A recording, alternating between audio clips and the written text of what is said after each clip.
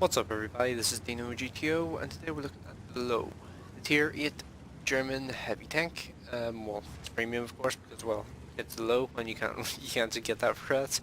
So I have been absent for a few days, like not making any videos. I feel like I should just explain that. So I heard the E25 was put on sale and that completely killed my interest in playing the game for a few days. Because I was running low on credits, and I needed credits so I needed to play tier 8s, but I had no interest in playing with E25. Well, I didn't want another E25 apocalypse to deal with. So I just completely just went nope and just backed away from the game completely for a few days. I didn't even want to record in it because I was just like, fuck's sake, fucking war game, won't stop putting back and tank on sale. And by the way, I own one of those. You wanna know how many games I played on it? I've owned it since the patch came out. I have played 96 games. How many games have I played in the SU-122-44? Which I bought like 2 or 3 years later? 140. Huh.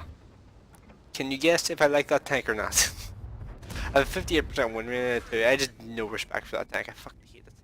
And unluckily I got pinned by Chrysler K. Chrysler K, I'm not really sure why he decided to go hell in that way. He kind of like just completely broadsided on and allowed me to pin him with no problems whatsoever, but yeah. And if you wonder what I'm doing here, I'm kind of aiming towards where the Chrysler would be so my turret won't have to traverse very far, and just kind of hanging out here for now. But at some point I am going to notice a bit of a flaw in the way my team is positioned. Oh, and by the way, since I'm just mentioning my team's positioning, have you seen what types of tank are at the background there? Yep, there is.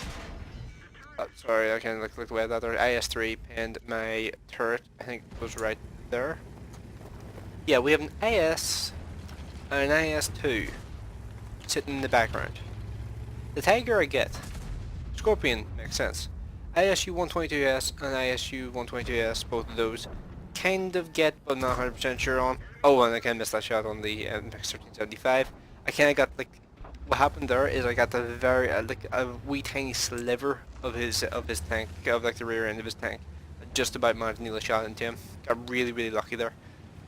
But why do we have two heavy tanks which are not known for any sort of accuracy at the back of the map? I have no clue.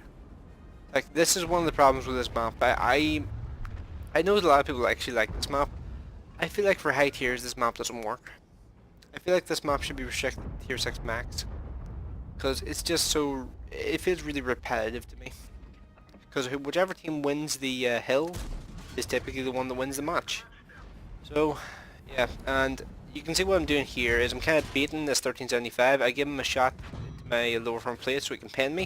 So he sits there and allows me to kill him, which removes the threat to my flank, which means I don't have to worry about him anymore. Now, a shot I had on the T28 prototype earlier when it pinned. You might be wondering like how that actually pinned. Well, up and just get another shot on the T28 prototype.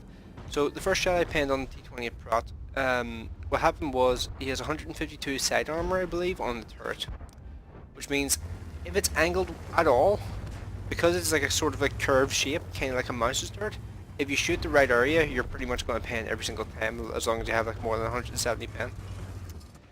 But yeah, it's a pretty significant weak point of that tank. I learned it by playing that tank, of course, because well, I played that tank prior to the prior to the massive mobility buffs that thing got, and prior to the introduction of the roof to the turret. And fire shot by the Jagdpanther, completely just, I don't even know what the hell happened to that there. That's one of those situations where you need to remember, if you're driving the low, aim your shots fully or you're probably not going to hit. Also, that was a monster low roll. I think it was only 4 damage off the lowest roll possible. I mean, come on, give me something. Oh, and then this guy, I 100% was just like, huh. Is this guy not, oh no, never mind, he is loaded. Yeah, this guy, I really don't know what his thought was, because, well, he got like 3 shots into me. I don't know why he did that. I really don't. And unfortunately my reload's a little too slow to actually get a shot into that T20 prototype. And right now we're losing 6 to 10. So, going to look for another shot in this T20 Prot. I can pen the front of his turret, it's not going to be reliable, and you can see there, he moved his turret slightly to the side, which meant I could pen him, and I penned straight through and did some damage to him. IS is firing premium rounds, and let's just check, kill the IS by the way. IS2 back there, 390 health, that guy there on 365 health. I think those guys would have been a lot more useful if they were like supporting that Premium Victoria, or supporting me, you know, like somewhere where their guns would actually be useful. Because, well, I think the best accuracy you can get in those tanks is like 0.44.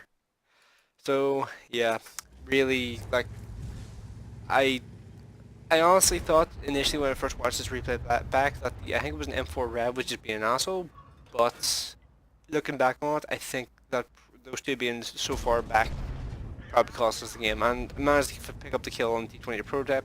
Pretty lucky shot, not gonna lie. But yeah, time to turn around and try and deal with the threats to the Prima Victoria if I can.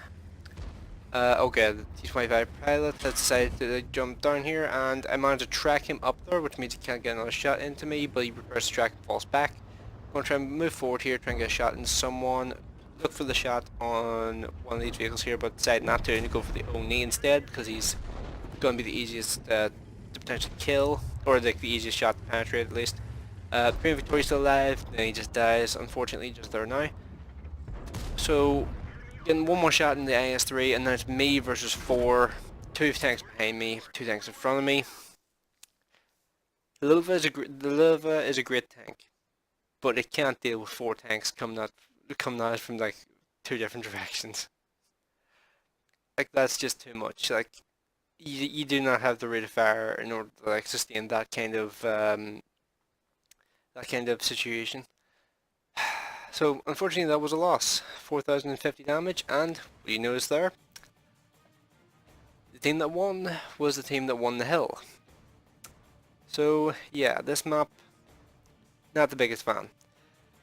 And sadly that was a loss, even though it was a pretty solid game for the most part, and also, if you noticed that, little pop into the fire effect. But yeah, let's go on to the post-game stats. Okay, so now we're back with the post-game stats. So this game was worth an ace tanker, high caliber, 1,378 base XP, 91,140 credits. So this is because of the courageous resistance reward, which basically treats your XP and credits as if you were on the winning team.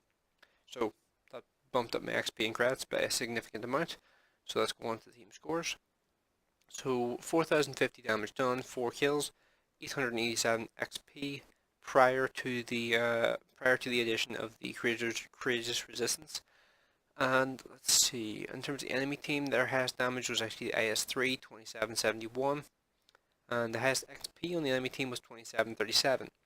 Interestingly, one of the tanks that was actually sitting in the background did 2,305 damage, which is interesting considering the Scorpion only managed 386.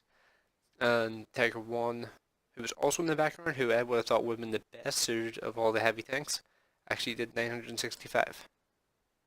So it's interesting how things work out. The only explanation I can come up with for this here is because Russia.